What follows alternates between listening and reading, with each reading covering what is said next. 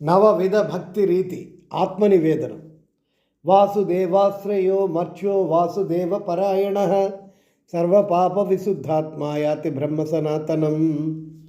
వాసుదేవ భగవానుని ఆశ్రయించిన ఆయన ఎందే పరాయణుడైన మానవుని అంతఃకరణం అన్ని విధాలా పరిశుద్ధమవుతుంది.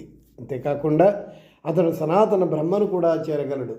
పరమాత్మ యొక్క తత్వ రహస్య ప్రభావ మహత్యాలను తెలుసుకొని మమత అహంకారాదరహితులై తమ తరువు మనసు ధనము పరిజన సహితంగా తమను తాము సర్వకర్మలయందు శ్రద్ధాపూర్వకంగా అత్యంత ప్రేమపూర్వకంగా భగవంతునికి సమర్పణ చేసుకోవడమే ఆత్మనివేదన భక్తిగా చెప్పవచ్చును. మేలైనా కీడైనా జయమైన అపజయమైన కీర్తైనా అపకీర్తైన సమ్మానమైన అవమానమైన సుఖమైన దుఃఖమైన వీటన్నింటినీ పొందేటప్పుడు అవి భగవంతుడు పంపిన కానుకలుగా తలచి సంతోషించడం, తనుమునందు ధనమునందు స్త్రీ పుత్రాదులయందు మమత అహంకార రహితులవడం, భగవానుడు ఒక వాద్యకారుడైతే ఆయన చేతిలోని ఒక వాయిద్యాన్ని ఆయన నిశ్చయించుకొని ఆయన చేతిలోని కీలుబొమ్మలాగా ఆయన ఇచ్ఛానుసారమే అన్నీ నిర్వర్తించడం, భగవంతుని రహస్య ప్రభావాలను తెలుసుకోవడం కోసం ఆయన నామ రూప గుణ లీలాదులను వినడం మననం చేయడం, కథనం అధ్యయనం చింతనాదులలో శ్రద్ధాపూర్వకంగా భక్తిపూర్వకంగా తనువును మనస్సును లగ్నం చేయడం, ఇంద్రియాలు మనస్సు బుద్ధి మొదలైన వాటన్నిటి యందు భగవంతుని మాత్రమే అధికారం ఉన్నట్లు భావించడం, పరమాత్ముని వస్తువులు పరమాత్మునికే అర్పణ చేయబడుతున్నాయనే భావన కలిగి ఉండడం, ఏదో విధంగా భగవత్ సేవ చేస్తూ అందులోనే ఆనందం ఉందని భావించడం,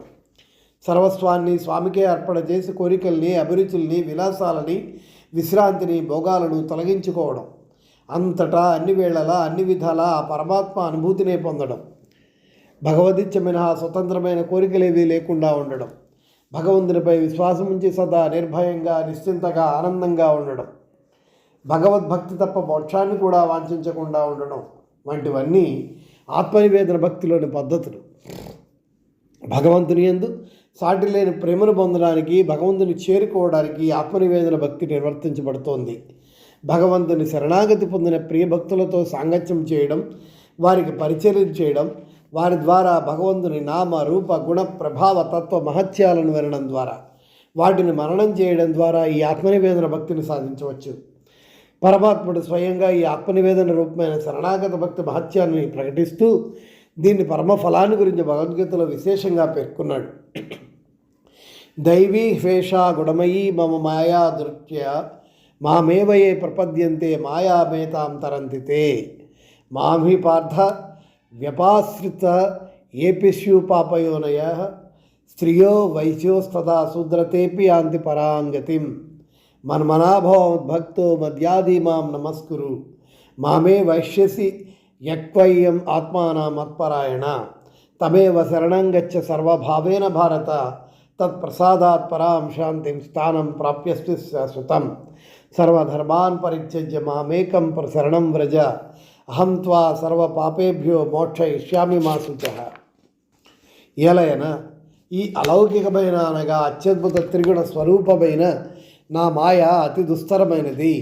అయితే కేవలం నన్నే భజించేవారు అనగా నన్నే ఆశ్రయించిన వారు ఈ మాయను అతిక్రమించెదరు అనగా ఈ సంసార సాగరాన్ని తరించెదరు. హే అర్జున, నన్ను ఆశ్రయించిన వాళ్ళు ఎవరైనా సరే వారు పాపజన్ములు కానీ స్త్రీలు కానీ వయస్సులు కానీ శూద్రులు కానీ పరమగతినే పొందుతారు. కేవలం సచ్చిదానందానుగా వాసుదేవ పరమాత్ముడైన నాయందే అనన్య ప్రేమతో నిత్య నిరంతరంగా అచంచలమైన మనస్సును నిలుపుము. పరమేశ్వరుడైన నన్ను శ్రద్ధాపూర్వకంగా ప్రేమపూర్వకంగా నిష్కామభావంతో నా మగుణ ప్రభావాలను శ్రవణ కీర్తన మనన పఠన పాఠనాదులను ద్వారా నిరంతరం భజించేవాడవు కమ్ము. మనోవాక్కాయ కర్మల ద్వారా సర్వస్వాన్ని అర్పణ చేసి మిక్కిలి శ్రద్ధ భక్తి ప్రేమతో విఫలతాపూర్వకంగా నన్ను పూజించేవాడవు కమ్ము. సర్వశక్తిమంతుడును విభూతి బల ఐశ్వర్య మాధుర్య గాంభీర్య ఉదార వాత్సల్య సహృదయాది గుణసంపన్నుడును సర్వులకు ఆశ్రయుడును వాసుదేవుడినైన నాకు వినయపూర్వకంగా భక్తి సహితంగా సాష్టాంగ ప్రణామం చేయము. ఈ విధంగా నన్ను ఆశ్రయించి నా మీదనే మనస్సు నిలిపితే నీవు నన్నే పొందదవు. ఓ అర్జున, నీవు అన్ని విధాలా పరమేశ్వరుడే శరణవేడుము. ఆయన దయవల్ల నీవు పరమశాంతిని సనాతన పరమధామాన్ని పొందదవు.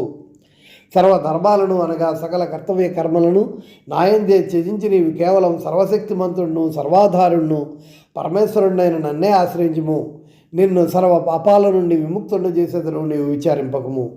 ఈ విధంగా భగవంతుడికి ఆత్మనివేదనం చేసుకున్న మానవుని సకల అవగుణాలు, పాపాలు, దుఃఖాలు సమూలంగా తొలగిపోతాయి. అంతేకాకుండా అతనిలో శ్రవణ కీర్తనాది సకల విధములైన భక్తులు పొందుతాయి. అతని ఆనందానికి, శాంతికి అవధులే ఉండవు. భగవంతుడు కూడా అతన్ని విడిచి ఉండలేడు. భగవంతుని సర్వస్వము అతనిదే అవుతుంది. ఇంకా అతడు పరమ పవిత్రుడై అతడు దర్శన, భాషణ, చింతనాదుల వల్ల పాపాత్ములు సైతం పవిత్రులవుతారు. అతడు తీర్థాల కోసం తీర్థ స్వరూపుడవుతాడు. పరీక్షిత్ మహారాజు సుఖదేవునితో ఇలా అంటాడు: సాన్నిధ్యాత్తే మహాయోగిన్ పాతకాని మహాంత్యపి సద్యో నశ్యంతి వై పుంసాం విష్ణోరివసురేతరా. మహాయోగి పొంగవుడైన సుఖదేవ, విష్ణు భగవానుడి సాన్నిధ్య మాత్రం చేతనే దానవులు నాశనం జరిగినట్లు తమ సాన్నిధ్య మాత్రం చేత పాపజాలమంతా పటాపంచలవుతుంది. ధర్మరాజు యుధిష్ఠిరుడు విదురుతో ఇలా అంటాడు: భగవద్విధ భాగవతాస్తీర్థభూతా స్వయం విభో తీర్థీకుర్వంతి తీర్థాన్ని స్వాంతస్థేన గదాభృత. భగవన్, మీ వంటి భగవద్భక్తులు స్వయంగా తీర్థస్వరూపులు. వారు తమ హృదయస్థిత భగవానుని ద్వారా తీర్థాలను తీర్థంగా చేస్తారు.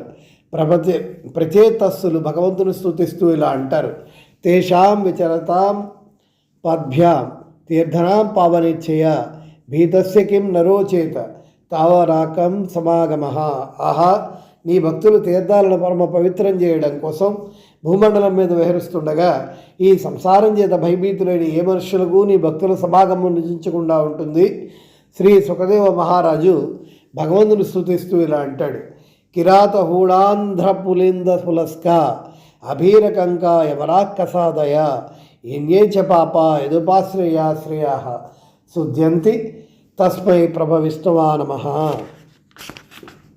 ఏ భగవానుని ఆశ్రయించిన భక్తులను ఆశ్రయించి కిరాతుడు, హూణుడు, ఆంధ్ర, బోయ, కసాయి, గొల్ల, కంక, యవన, కసాదులు అనేక మంది పాపాత్ములు సైతం పవిత్రులయ్యారో అట్టే భగవానునికి ప్రణామాలు. భగవంతుని ప్రేమను మూర్తీభవించుకున్నటువంటి భక్తులను నిఖిల ప్రపంచము పరమ ప్రేమమయంగా పరమానందభరితంగా తెలుసుకుంటూనే ఉంటుంది. వారు వెళ్ళిన మార్గంలోనే శ్రద్ధ, ప్రేమ, భక్తి, ఆనందము, సమత, శాంతి మొదలైన వాటి ప్రవాహం నడుస్తూనే ఉంటుంది.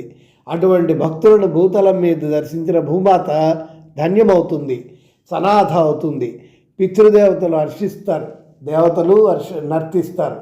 మోదంతే పితరో నృత్యంతి దేవతా సనాథ చేయంబూర్భవతి.